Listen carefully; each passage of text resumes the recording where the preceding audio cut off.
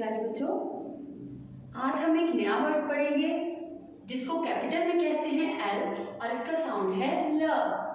सब बच्चे मेरे साथ इसकी रीडिंग करें।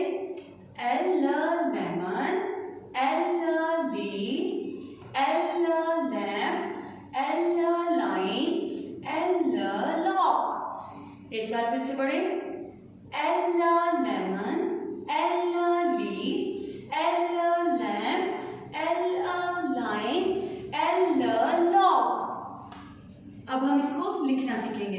प्यारे बच्चों, इसको ऊपर वाली 3 लाइनों पे हम सीधा वन बनाएंगे और फिर इसको थोड़ा सा आगे ऐसे इसकी लेट बना देंगे। इसका जो स्मॉल लेटर है उसको हम ऊपर वाली 3 लाइनों पे एक सीधा वन बनाएंगे ऐसे। अब एक बार फिर से हम इसे लिखना सीखते हैं।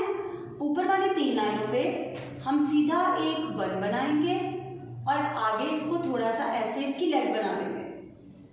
इसका जो स्मॉल लेटर है उसको हम ऊपर वाली 3 लाइनों पे सीधा वन बनाएंगे। सब बच्चों ने इसी तरह इसकी रीडिंग करनी है और इसको लिखना सीखना है। अल्लाह हाफिज।